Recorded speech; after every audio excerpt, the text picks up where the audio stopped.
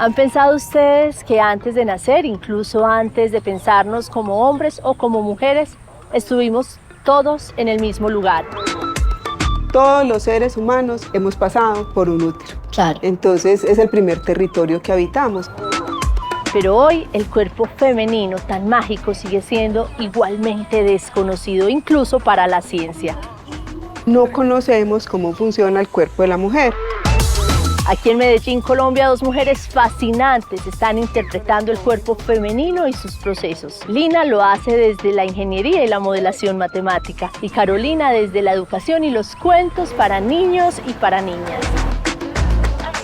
Habían escuchado un cuento donde la protagonista menstruara. Puede también bloquear, y pasa eso.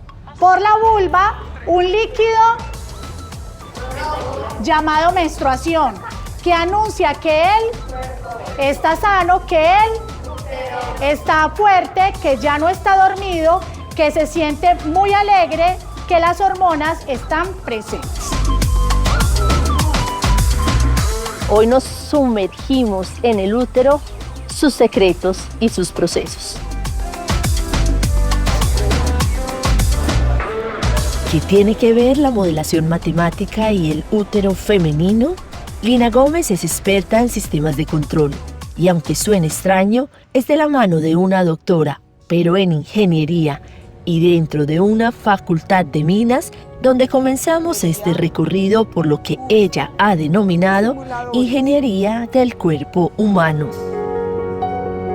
Realmente yo empecé primero modelando sistemas de ingeniería, modelando el secado del café, los sistemas tribológicos, que es como las ruedas del metro van sobre los rieles, y llevaba mucho tiempo enfocada a estos sistemas dinámicos de procesos técnicos, llamémoslo así. Y en algún momento de mi vida hice un curso que se llamaba Las 4 lunas en mí, donde me di cuenta que las mujeres éramos cíclicas. Y a mí eso me explotó el cerebro. Yo dije, ¿cómo esto no me lo habían contado antes? Y empecé a contarlo en todas partes, incluyendo las clases. Precisamente el útero es un bioproceso. A mi hija eso le dio muy duro, ella tenía ya como 10 años, 11. Me dijo, mamá, ¿y qué es un bioproceso? Y yo, hija, eso es como una olla de la cocina donde uno, es cierto, ahí hay una célula. No, mamá, el útero no puede ser una olla. Eso es un jardín sagrado. Y yo, hija, una olla donde se cuecen pócimas sagradas. Ah, bueno. Y en una clase, después de que termino de echar el cuento, se me acercan dos estudiantes y me dicen que si no podían seguir trabajando en ese tema. Y yo me quedé como pensando y yo dije, bueno, pues finalmente es un sistema cíclico, cambia con el tiempo, yo soy capaz de modelar cualquier cosa que cambie con el tiempo. ¿Qué es modelar? El modelado, si yo te digo, hazme un dibujo de un corazón, Ajá. tú me haces ese esquemita que conocemos y yo siempre digo, ¿el corazón tiene esa forma? No. ¿El corazón tiene ese tamaño? No. Y a lo mejor lo pintaste con un marcador verde, ¿tiene ese color? No. Entonces eso no es un corazón, eso es el modelo de un corazón, ¿cierto? Entonces el modelo es una representación. En ingeniería esas representaciones las hacemos a partir de ecuaciones matemáticas. Y pongo un Renault 4 porque la anticoncepción hormonal se inventó más o menos en el mismo año que el Renault 4. Con la diferencia de que ya los carros, lo único que le han hecho es que le cambiaron el estéreo. Ya es un estéreo pues con Bluetooth más moderno, pero el resto es el mismo Renault 4. Entonces es increíble cómo estamos ya atrasados en investigación, cómo seguimos utilizando, o sea, como digo yo, ¿por qué nos seguimos montando en un Renault 4? Lo que nos llevó a que fuera el útero y no a otro lugar fue la revisión del estado del arte. Cuando empezamos a leer, entonces ya existían los modelos de las hormonas sexuales femeninas, si eso ya está modelado, pues desde el punto de vista de investigación no interesa, ¿cierto? La idea es sacar algo que nadie más haya hecho. Y empezamos a revisar y no existía ningún artículo que hablara cómo crece el endometrio en el útero. ¿Qué es el endometrio? Entonces el endometrio, en el útero aparece una capita que va creciendo, yo digo que es la cuna del bebé. Entonces es una capita, un tejido, es un tejido que crece todos los meses. Como un algodoncito. Sí, como una, así pues parecido como a la piel, así blandito ese tejido. Si no hay embrión, si no hay feto, pues entonces este tejido, cerramos todas las venitas que hay cerquita en el útero, ese tejido se muere, se necrotiza, se dice desde el punto de vista médico. Entonces eso es lo que descamamos, ese tejido que está necrotizado, ese es el sangrado menstrual. Entonces dijimos, bueno, si no existen ecuaciones que describan modelos matemáticos cómo crece ese endometrio en el útero, mira que es un sistema dinámico, cambia con el tiempo, él crece durante una etapa del ciclo, luego se sostiene y luego se descama. Entonces dijimos, aquí hay una oportunidad de investigación. Y yo quisiera que me explicaras lo que arroja tu investigación, qué importancia tiene en muchos ámbitos, en el científico, obviamente, en el académico, pero incluso en el político, que es lo que vamos a ver más adelante, ¿te parece? Claro que sí. Entonces te invito a que me acompañes al aula STEAM para que podamos rayar un poco. En la sala de ciencia y tecnología, Lina, muy optimista, intentó que entendiéramos en una mañana lo que ella ha descubierto en más de 2 décadas de investigación. Una de las cosas que hemos venido encontrando es que hay un equilibrio que es muy importante entre el estrógeno y la progesterona. Y en esta capita de acá, estas son las trompas uterinas. Con dibujos nos explicó la función de las diferentes hormonas, como el estrógeno en niveles muy bajos al inicio de la menstruación va subiendo para hacer crecer el endometrio hasta el momento de la ovulación. La progesterona nos da calma, nos da tranquilidad, es antiinflamatorio, o sea, tiene una serie de ventajas en la salud de las mujeres, por eso es muy importante ovular. Cuando alcanza su punto máximo aparece la progesterona que ayuda a sostener el endometrio. Realmente la ciencia ha estudiado muy poco a la mujer. Entonces casi no conocemos cómo funciona el cuerpo de la mujer. Por ejemplo, otra de las investigaciones que se hizo después es cómo afecta estas hormonas, por ejemplo, la glucosa en sangre. Entonces, la glucosa siempre ha sido estudiada en cuerpos de hombres y todos los tratamientos para la diabetes te dan siempre la misma dosis y todo. Pero resulta que en las mujeres la glucosa también cicla. No tenemos la misma cantidad de glucosa en sangre en la premenstrual que en la preovulatoria. Entonces, en ese orden de ideas, estos tratamientos también deberían ser cíclicos para las mujeres. Eso al día de hoy, apenas, o sea, los primeros datos de glucosa en sangre en mujeres salió el año pasado, en el 2025. O sea, todos esos exámenes de la diabetes se han hecho por lo general sobre cuerpos masculinos. La cantidad de medicamento que consumes también es sobre un cuerpo de hombre. En este momento se empieza a hablar que, por ejemplo, los infartos son muy desatendidos en las mujeres porque los síntomas son muy diferentes a los de los hombres. No conocemos cómo funciona el sistema cardiovascular en las mujeres. Nosotras también estábamos proponiendo un modelo donde vemos que el sistema cardiovascular, pues hay una vasodilatación y una vasoconstricción en el momento de la menstruación, pero no tenemos mediciones. Lina, ¿cómo podemos aplicar los hallazgos de esta investigación a la medicina aplicada? Yo quiero que la audiencia entienda por qué esto es tan importante. Realmente lo enriquecedor en los sistemas complejos y donde emergen propiedades que no veríamos de otra manera es en las interacciones. Claro. Entonces, en la tesis de doctorado, por eso decíamos, queremos ver cómo es la interacción de las hormonas sexuales femeninas con el metabolismo de la glucosa y con el sistema cardiovascular. Por lo menos empezar a conectar, ¿cierto? Y ver qué pasaba en estas situaciones, dejar de ver esos órganos aislados. ¿Cómo dialoga esto con la medicina? Aparece la medicina funcional, ¿cierto? Como una opción que empieza a emerger y que precisamente lo que está diciendo es, venga, yo miro el funcionamiento en general considerando todos los aspectos y no esa mirada tan segmentada. Y mientras en el alma mater la ingeniera Lina Gómez trata de desentrañar y entender a través de modelos matemáticos los ciclos femeninos como sistemas dinámicos que cambian con el tiempo, a unos metros de allí Carolina Díaz, educadora menstrual, autora del libro Educación Menstrual Emancipadora, trabaja con niños, niñas y adolescentes para desmontar lo que denomina el tabú menstrual. Lo que intentamos con cada experiencia de educación menstrual es transformar las narrativas menstruales, hacer un cuestionamiento de lo que nos contaron, de lo que se ha planteado como verdadero, de lo que seguramente ellas se van a encontrar en sus casas, ¿cierto? Entonces, cuando yo les mencionaba, por ejemplo, de que seguramente les iban a decir ya se convirtió en una mujer, ya dejó de ser una niña, esas son narrativas que ya van a recibir en sus casas y que yo no tengo la posibilidad de ir a educar a sus familias, a su tía, a su abuela, a su papá, para que lo hagan de una manera diferente. Entonces, lo que intentamos hacer en las experiencias de educación menstrual es hacer un cuestionamiento de las narrativas menstruales y de alguna manera blindarlas a ellas para que cuando reciban esa información, ellas ya tengan un cuestionamiento frente a ella. Bueno, la menstruación es una sangre mala que sale del cuerpo. ¿Falso o verdadero? De toda falsedad, muchachas. No nos podemos volver a dejar meter ese cuento en la cabeza nunca. No es una sangre mala, no es una sangre sucia, no es una sangre asquerosa. Cuando una niña menstrua se convierte en una mujer. Muy bien, eso es falso. Falso. La menstruación es una enfermedad. Muy bien, muchacha. Falso.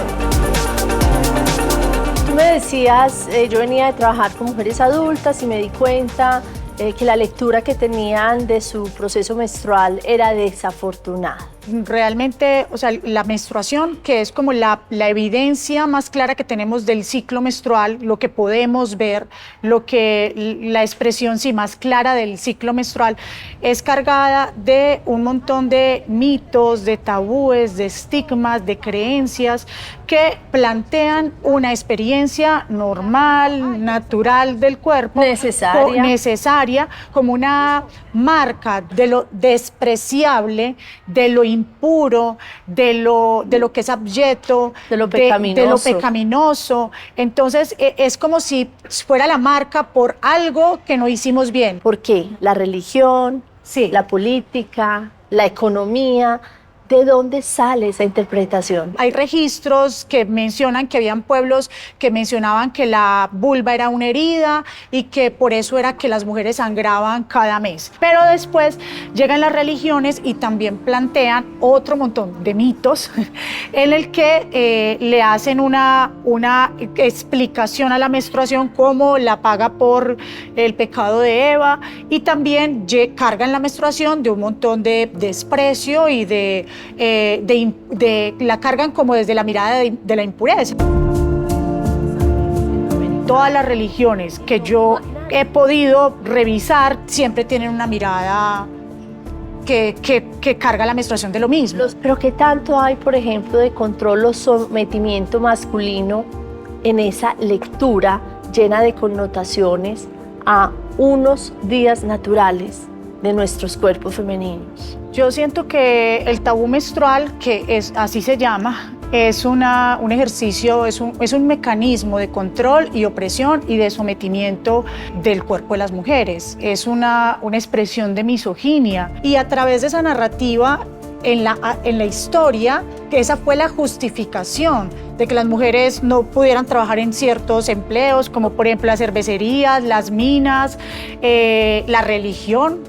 De que no alcanzáramos unos lugares de poder. Entre varias de las justificaciones que daban estaba de que que no se sabía cuándo la mujer estaba menstruando y que la mujer podía mancillar los elementos de poder de la iglesia.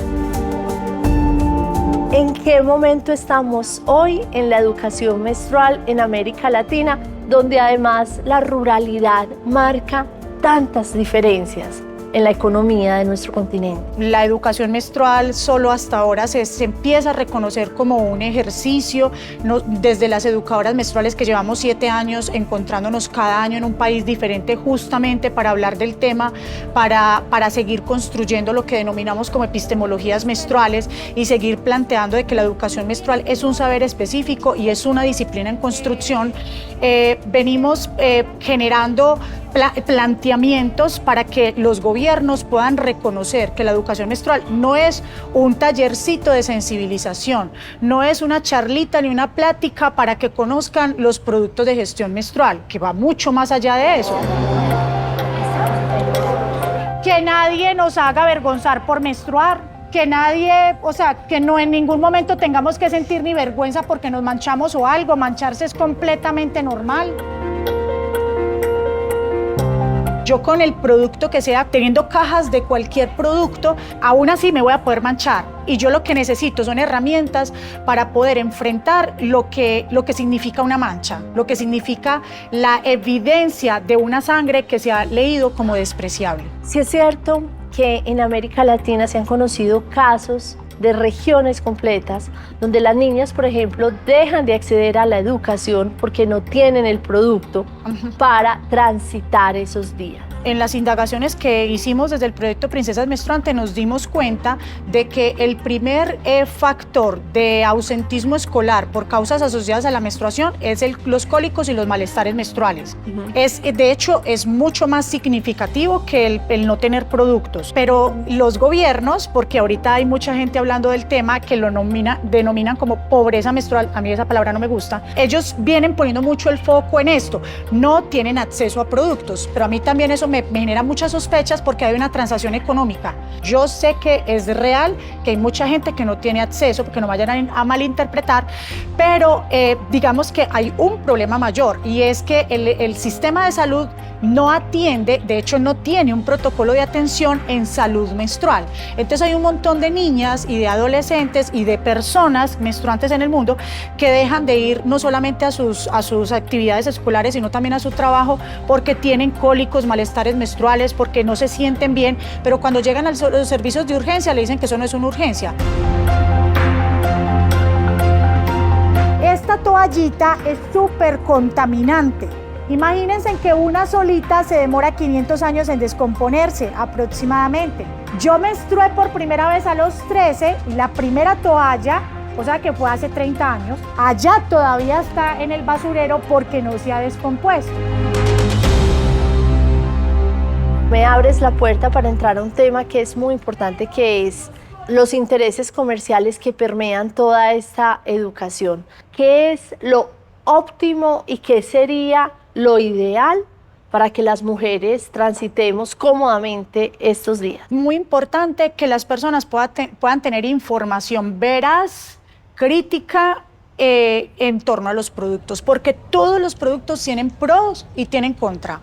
Entonces, que la gente pueda saber de qué está hecha la toalla sanitaria que compran en la tienda, que diga ahí cuáles son los productos que tiene, o sea, que sepamos cuáles son los riesgos de utilizar un tampón, que sepamos cuáles son también los obstáculos que nos encontramos en la calle cuando usamos la copa, cuando entendemos cómo opera el tabú menstrual en lo individual y en lo colectivo, entonces entendemos que lo que más nos debería importar es el bienestar de la persona, o sea, cómo ella se siente, cómo que se pueda sentir segura.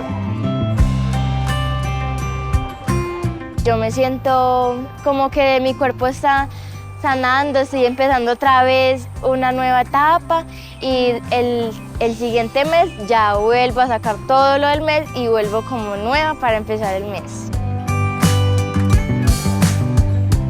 La verdad, yo me siento muy enérgica. Yo siempre soy muy enérgica, pero en esos días como que estoy mucho más enérgica de lo normal, quiero hacer muchas cosas. Me siento como que a veces aburrida, pero después aprendí que es salud y vida y es muy importante y es un ciclo que me demuestra que yo estoy sana y que yo voy creciendo. Una vez yo tenía el útero en la mano y una niña alza la mano y me dice, profe, y yo, sí, ¿usted no le da asco hablar de eso?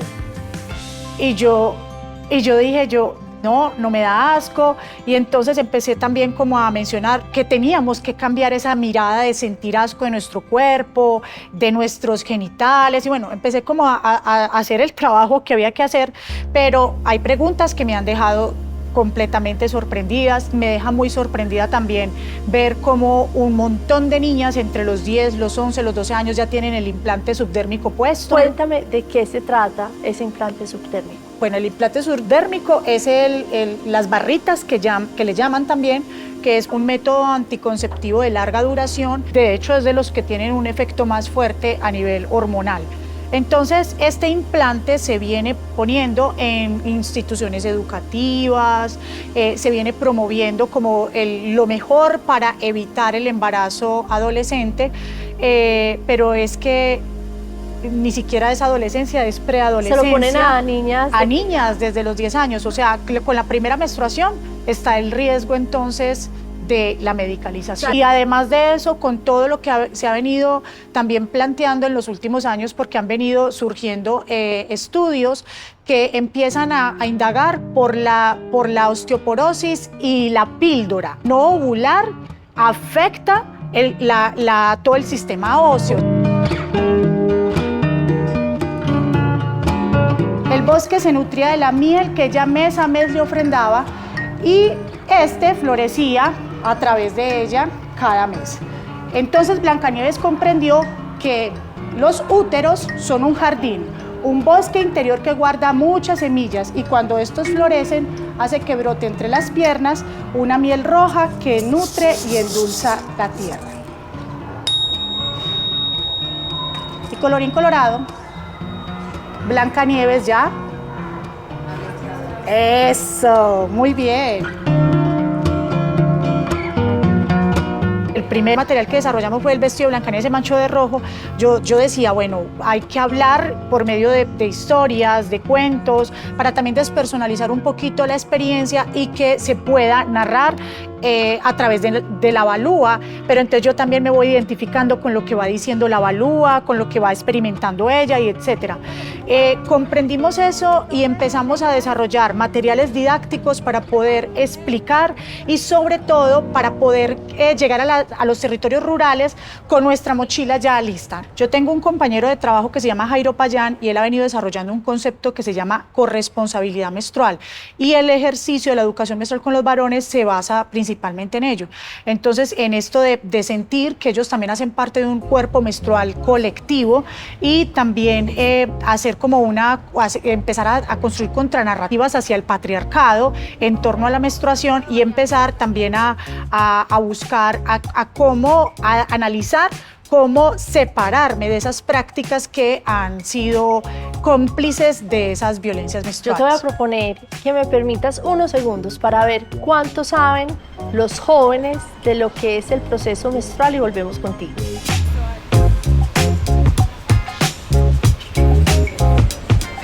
La menstruación, lo único que sé yo, pues que tengo entendido, es pues, que le llega a las mujeres mensualmente. O hay una que pues tienen como cosas que no le llegan puntuales, sino que cada 2 meses, 3 meses y ya. Después es lo único que sea así. Es un proceso hormonal y fuera de eso pues también un proceso donde tienen una pérdida significativa de sangre que puede tener deterioro a través de su salud. Yo como hombre literalmente me he profundizado muy poco en ello, en ese tema, pero se aprende lo poco, la verdad. Poco como que la menstruación o el periodo, como se le llama comúnmente acá en Colombia, tiende a ser variable, cambiante, de acuerdo a sus ciclos. Ponen triste o más amargada, pues sí les da rabia al todo.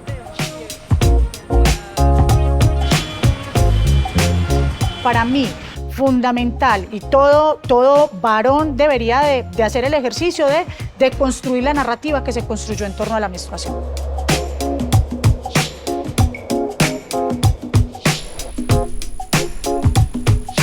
Al tiempo que las jóvenes asistentes a los talleres de educación menstrual emancipadora inician desde la dignidad a sentir y a comprender las implicaciones de sus procesos biológicos, mujeres como Lina han convertido los hallazgos de sus investigaciones en ritos de cuidado.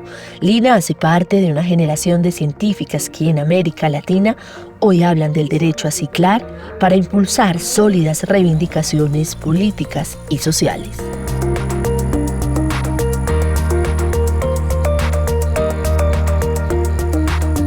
A nivel político, yo creo que las mujeres necesitamos más descanso. Entonces, en este momento hay una estadística que dice que el 19% del Producto Interno Bruto de Colombia lo produce el trabajo gratis de las mujeres. Las cuidadoras.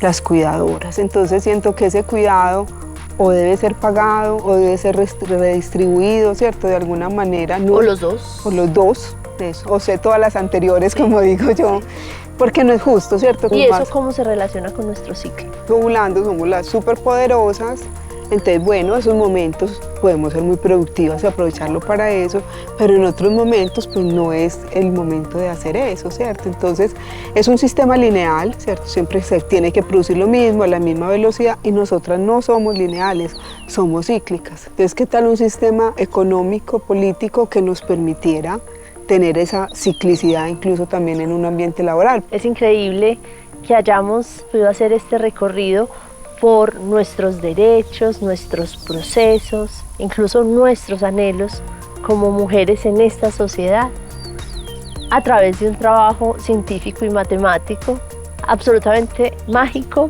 y sorprendente. Muchísimas gracias, Lina. Muchas gracias, Nata, a ti.